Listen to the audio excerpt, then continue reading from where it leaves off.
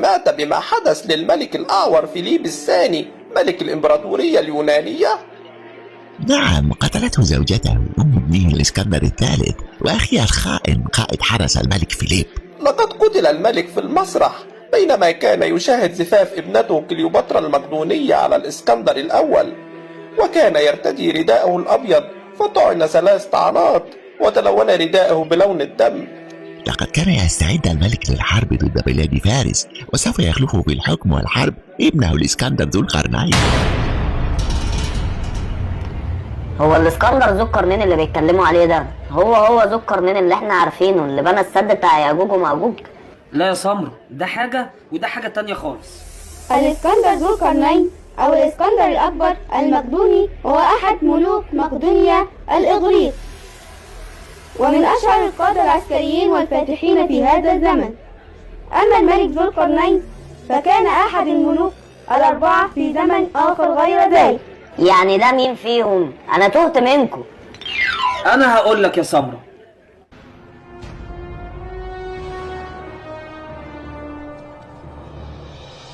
احنا في زمن الاسكندر الاكبر المقدوني او الاسكندر الاكبر زي ما كلنا عارفين.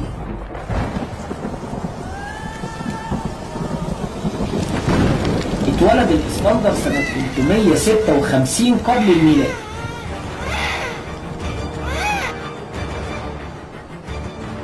في عمر 16 سنة درس واتعلم على ايد الفيلسوف والعالم الشهير ارسطو.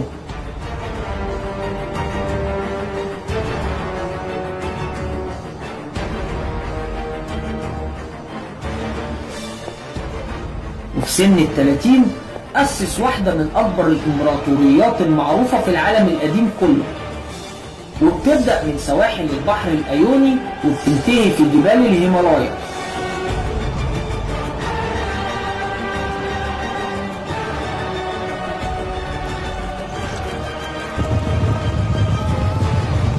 وتقدر تعتبره من أنجح القادة العسكريين في الزمن ده، لأنه عمره ما انهزم في أي معركة دخلها على الإطلاق.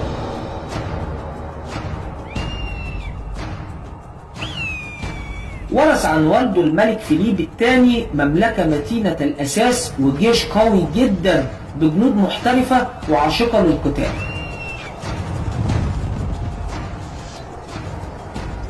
وكان الإسكندر وقتها قائد جيوش اليونان كلها. انطلق الإسكندر سنة 334 قبل الميلاد في حملة على بلاد فارس وهزم الفرس وطردهم بره آسيا الصغرى.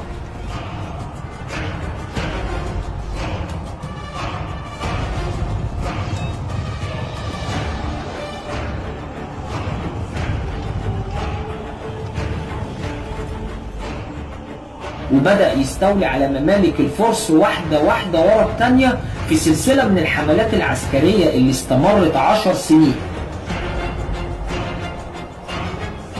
كان بيسعى للوصول إلى نهاية العالم.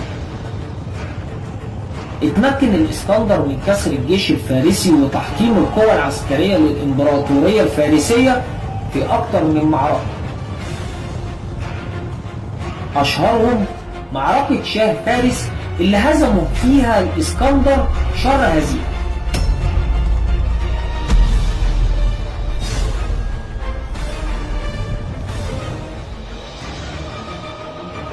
أسس أكثر من 20 مدينة بتشيل اسمه في بلاد كتيرة من إمبراطوريته الكبيرة، أشهرهم على الإطلاق هي مدينة الإسكندرية المصرية.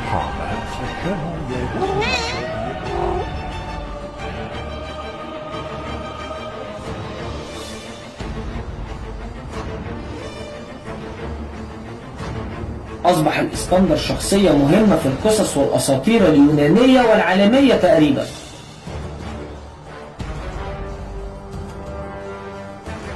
وأصبح هو المقياس اللي بيحددوا بيه القادة العسكريين على أساسه نجاح أو فشل مسيرتهم العسكرية.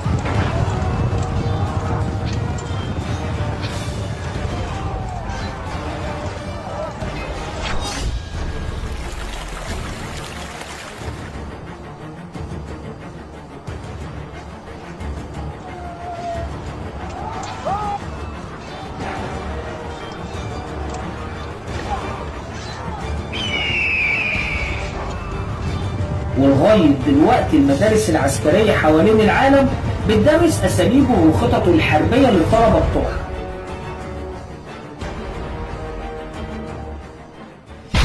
تعلم بأن الإسكندر الأكبر عندما بلغ عامه العاشر أحضر أحد التجار حصانا متهما إلى الملك فيليب الأعور، وعرض أن يبيعه إياه مقابل 30 طال. وعندما حاول الملك ركوب الحصان قاومه الأخير ورفض أن يسمح له أو لأي شخص بامتطائه، فطلب الإسكندر من والده أن يسمح له بمحاولة تهدئة روعه وركوبه، فنجح وانصاع له الحصان انصياعا تاما. يقولون أيضا أن الملك الراحل فيليب من شدة ابتهاجه بالشجاعة والتصميم الذي أظهره ابنه قال له: يا بني، عليك أن تجد مملكة تسع طموحك، إن مقدونيا لصغيرة جدا عليك.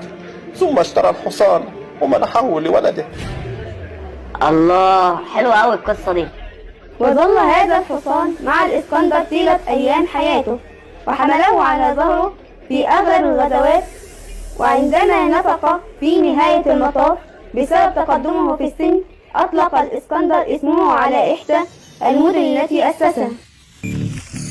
اسمعوني بقى وركزوا معايا كويس، احنا هنفعل البروتوكول الخامس وناخد بالنا من الزمن ده لأنه خطير ولازم نحافظ على حياتنا في المقام الأول، ماشي؟